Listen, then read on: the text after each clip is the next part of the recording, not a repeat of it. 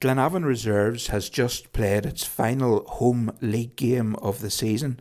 The team lost 4-0 to Linfield Swifts. I'm with Chris Chambers. He has kindly agreed to speak to us. He's going to talk to us about tonight's game and offer some reflections on the season. Chris, tonight then, the team lost 4-0. What's your perspective on the 90 minutes? To be fair, listen, I think the first half kind of put us on the back foot, really. I think it was more probably belief. The two differences in the teams was one changing room had the confidence and belief. Obviously, Linfield are deserved champions of the Under-20's league this year, but I think really our boys just lacked that wee bit of confidence and courage on the ball and even in the press, which really let us down in the first half, which they were asked to obviously step up the pitch, but we just didn't do it. Second half, however, it just goes to show how coachable these lads are. That it was a much more confident performance in the second half, where we were able to turn it into more of a 1v1 game and make it harder for them and harder for Linfield to play, albeit we ended up conceding a bit of a soft goal in the second half. But overall, the performance is what we look for first and foremost. And yes, the boys are out of their comfort zone, and there was a few debuts tonight as well, with young Carter Chapman coming on in the last 20 minutes. But it's great to see, and that's what we want, the boys out of their comfort zone, because that sets them up for senior football. How many of the lads that played tonight would be in your first choice or strongest team? Listen, at this moment in time, we've kind of been a real victim of our own success at the moment, with obviously you've seen on Saturday there's the likes of Luke and Ben who have now promoted themselves to the first team. Obviously James Heaney's missing, with Kyron missing, and then Callum Hamilton again, who is another one who's missing from the team, which is give opportunities. It's not so much there's ever really a first sort of choice panel with the 20s. It's you can see it's just all about opportunities here and players stepping up and getting that chance to play in the 20s, which gives them even more experience for hopefully next season. And then a few of the older players, they're obviously trying to still advertise themselves for Paddy, and also maybe possibly even other clubs in the PAL or Championship who could see a bit of potential in them as well and give them that quicker pathway to senior football. The Linfield team looked young as well. I mean, is that the best academy team in the country at the moment? Every academy is different. We have our own model here, which is completely different to the likes of Linfield. Linfield sign exceptional players. Their recruitment policy is fantastic. With ourselves, we're probably a wee bit more developed. We'd like to keep it more local based in terms of players here. But there's no doubt, and Linfield are absolutely quality young players and filled with massive ability. But that's again that challenge for us is the same, and our players, every time they step out onto the field, it doesn't matter who they're playing, Linfield, Glentoran, Cliftonville, it's out of their comfort zone, and they're being challenged, which obviously develops our players. And the opportunities here are possibly just a wee bit quicker at times, just with the size of squads and the likes of obviously the smaller squads obviously leave it easier for some of our boys to get into first team training, and that showed this year, because it's the likes of, again repeating myself, in the likes of Luke and Ben, James Heaney, Kyron and Callum, and then obviously look at Chris, how quickly he broke into the first team this year. And obviously we signed Paul from Newry early in the season, and again Paul was probably supposed to play more 20s but quickly broke into that first team. So it's everybody's different, everybody's their own models, and what works for us, and what works for Linfield works for them as well, which clearly shows a wee bit of success there end. So the season for the Under-20s is almost over. What would be your assessment of the last 8 months? For us, it's been an exceptional season. There's two ways you can look at it. You can look at other teams who win leagues and find that successful. Our success is seeing the young lads progress, training with the first team, getting exposure to the likes of Paddy there, Stephen and Gary in the past as well, and that's what we're looking for. And obviously, being biased now, but my favourite goals of the season was watching Chris Athetherton score his first goal for Loughgall, and Luke McGurgan on Saturday scoring on his debut. You know, that's our success, and for us, that is, like, if we're doing that year in, year out, that's a success for us. So for me, looking at the amount of players and even young Matty Allen who have missed out there, signing pros with Ben and James, like, that can only be success. Do you put any emphasis on picking up points, winning matches? Absolutely, because the boys need to learn how to win. They're always set up to win. Probably with every team's young now, 100%, but the emphasis on winning is vital. If you don't have that, yes, I'm a big believer in that the player either has it or he hasn't, and they've got to have that in their their own mindset that they've got to be winners every week.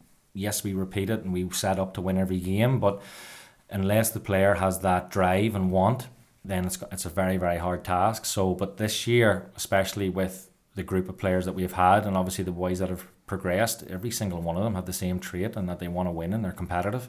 So naturally, that makes it easier for us when we're setting our teams up.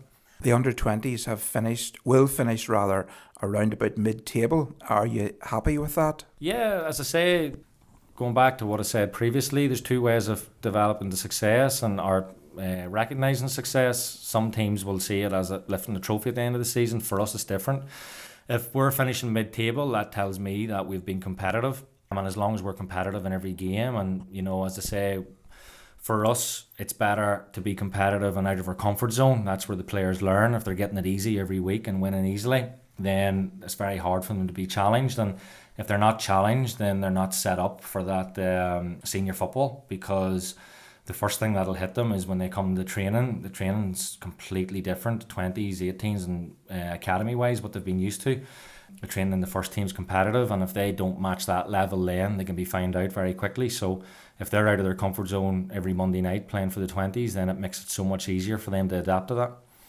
You've mentioned about the players that have made the step up to the first team squad, the likes of Luke McGarrigan, Ben Wilson, etc. How do they make that transition? Do you make a recommendation to Paddy?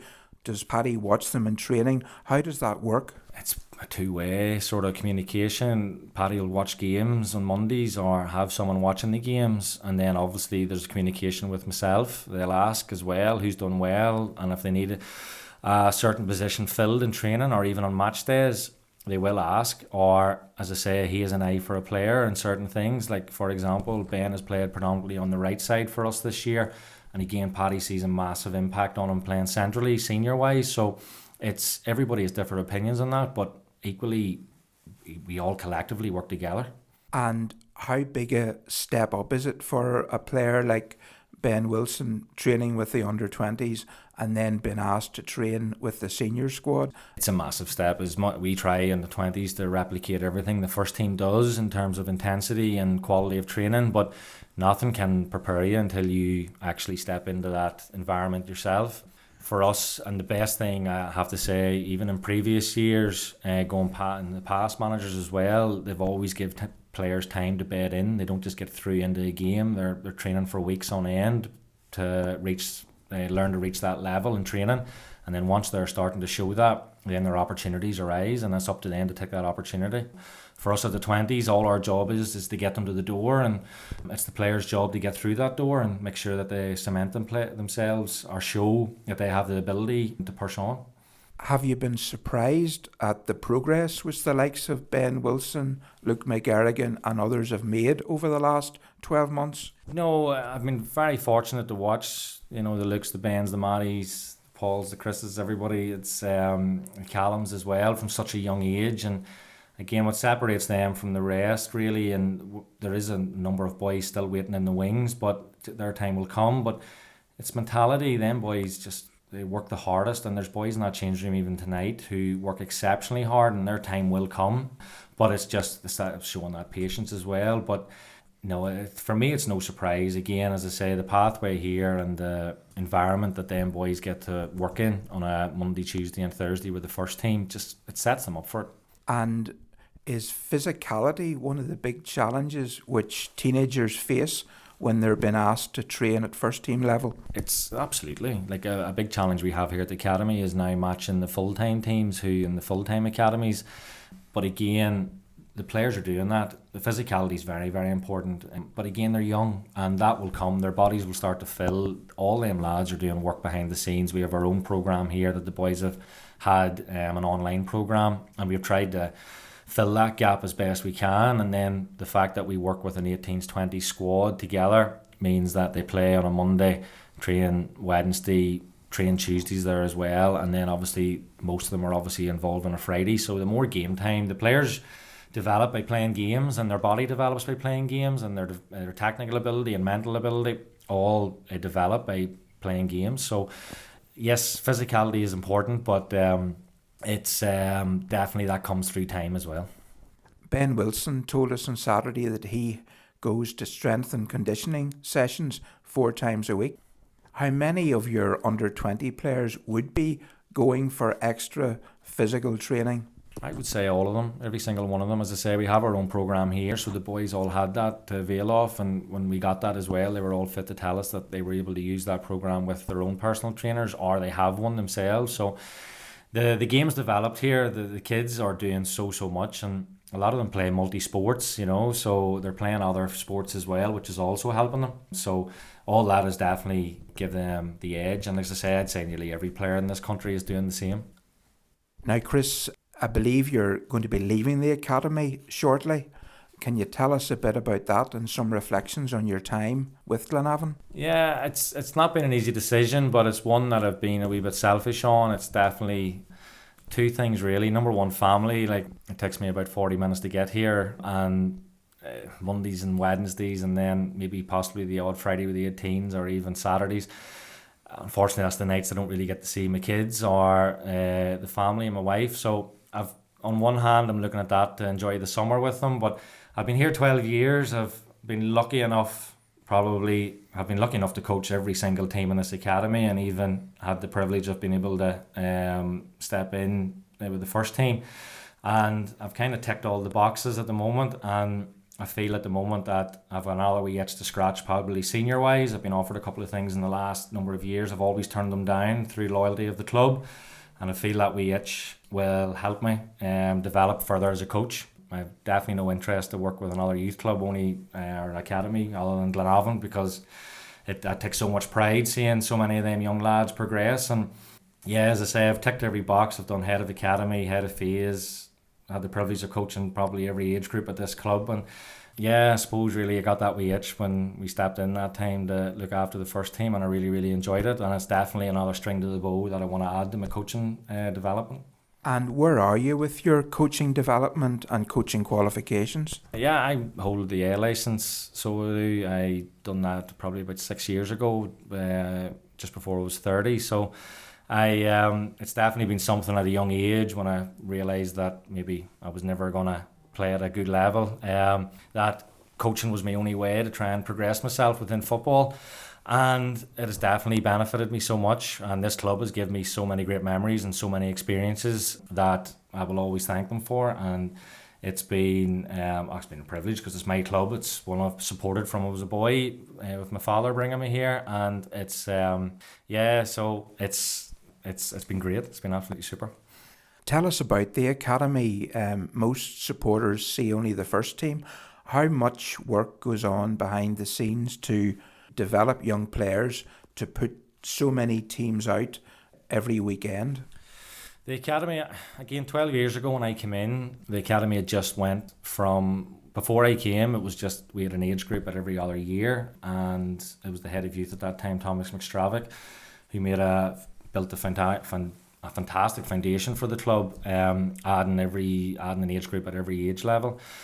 There's a lot of people put so much work into it. There's so many people have added a massive amount to this club. Your Colin Adamsons, your Thomas McStravicks, Jason Kings, Jeff McGee's, Ryan Prentice, and Gary McAllister, to name a few. And a big credit must also go to Gary Hamilton at the time, who had the vision to obviously put so much time and effort into it, only as well as the first team.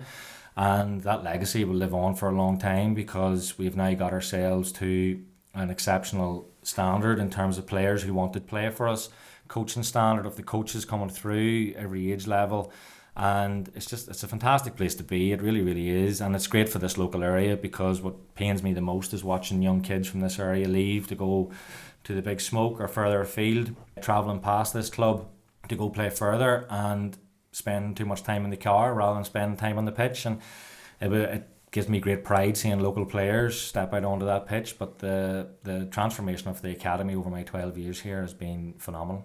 How do young players join the academy?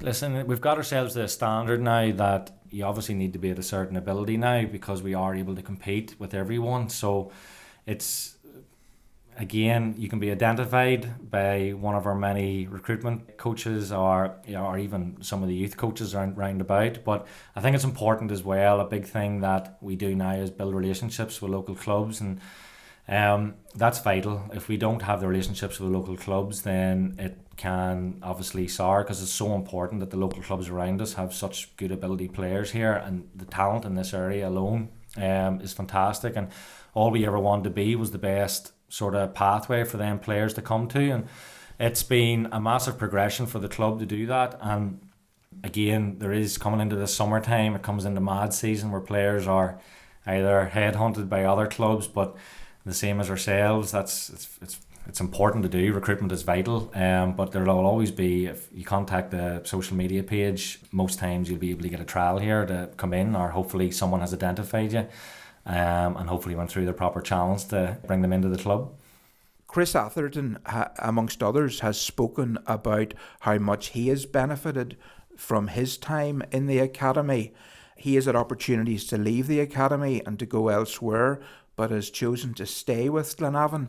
How big a plus is that for you and your colleagues?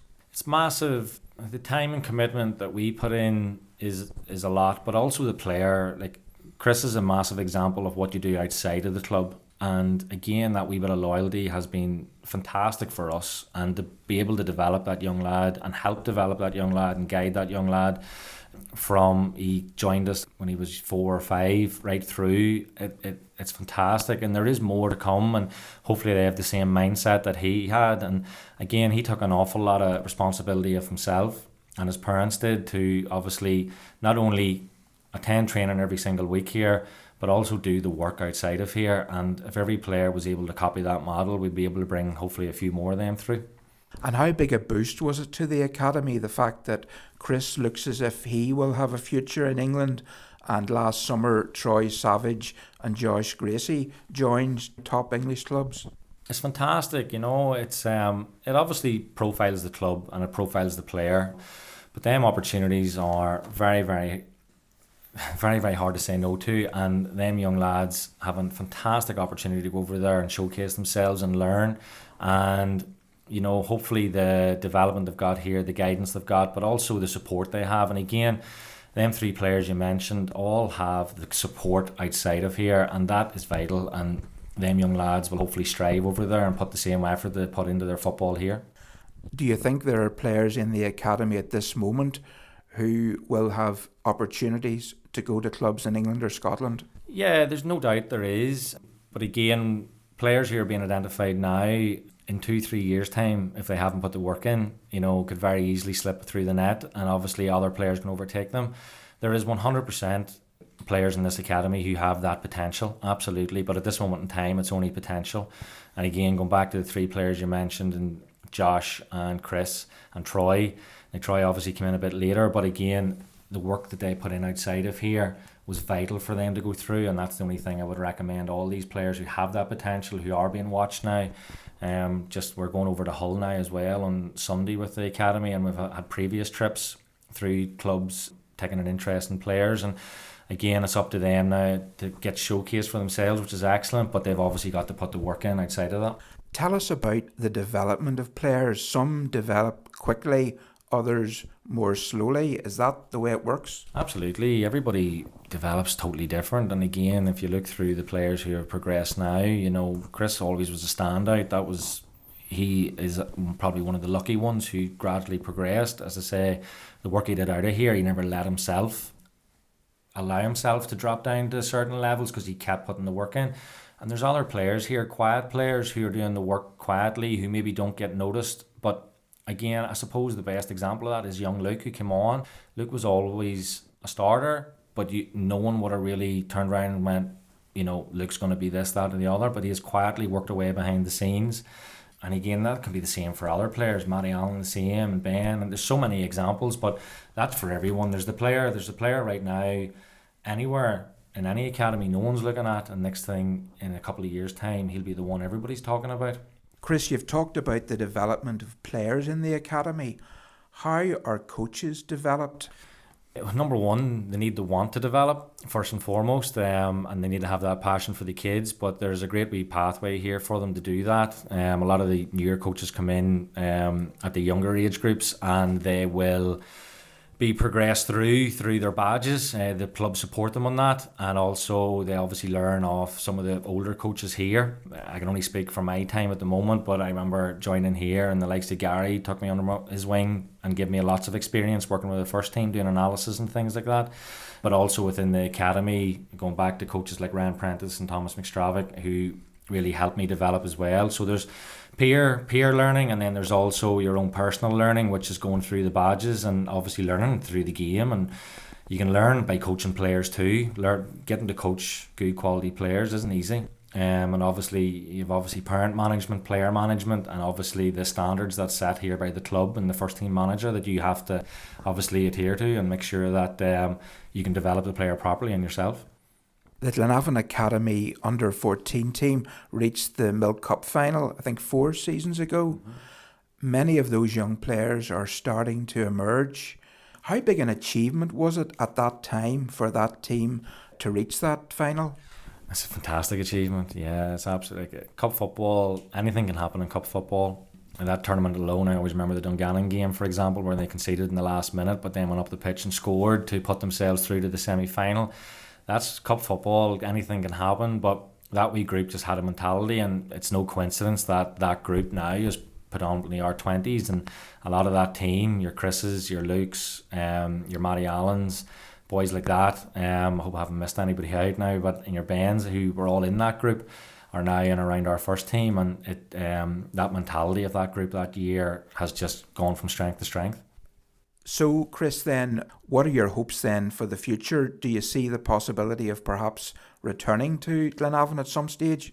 Absolutely, like that could definitely happen. Absolutely, like I say, I have a wee itch at the moment to get myself into senior football, but if that doesn't happen, I'm very relaxed about it. I'll enjoy my break when I get it and maybe recharge my batteries a wee bit. But this will be the club that 100% I'll be coming back to, because, as I said to you, the pride I have working for this club and watching young players come through it's why I do it, and I wouldn't have the same joy working anywhere else in an academy level doing that. But as I say, for now I have that wee itch to scratch, but the other side of it is I'm very, very relaxed about it. Chris, thanks very much for talking to us. We're sorry that you'll be leaving us for a period anyway, and thanks for your hard work this season, and all the best. Thank you very much. Thank you.